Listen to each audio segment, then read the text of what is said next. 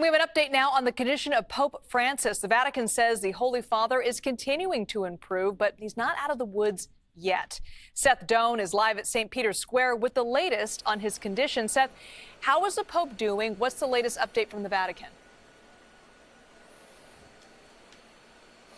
Well, as you mentioned, another slight improvement tonight, Liz. This is the third day in a row where we've not heard anything new or particularly alarming. These slight improvements, though, the Vatican tonight saying it is still too early to give a prognosis. More time is needed. And noting that his situation, his medical clinical picture is still quite complex. That's something that they've been saying all along. They keep saying a guarded prognosis. More time is needed. They won't say whether things will go one way or another.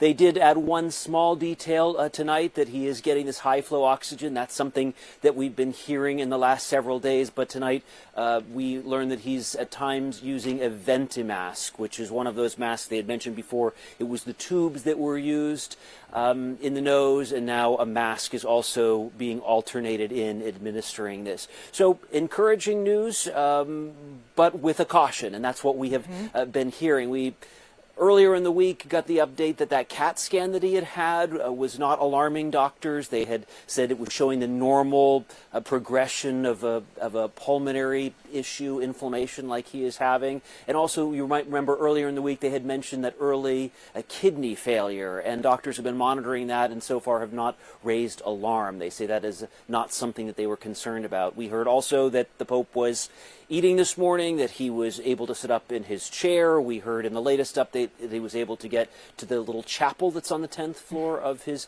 papal suite there, where he is being treated at Gemelli Hospital in Rome. So overall, an encouraging update tonight. Yeah, and another encouraging update that we've been hearing off and on this week, Seth, is that he's actually been able to carry out some of his duties while he's in the hospital.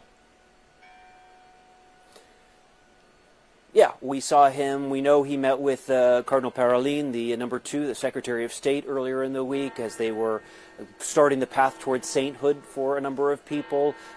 The Vatican really has been saying he's been carrying out his work activities on most days, making a point really to show that the church is still moving forward. Every day we get these reports that show the nominations of a different priest or archbishop here or there. These still continue to come out. The church really making an effort to say the business of the church is carrying on under Francis.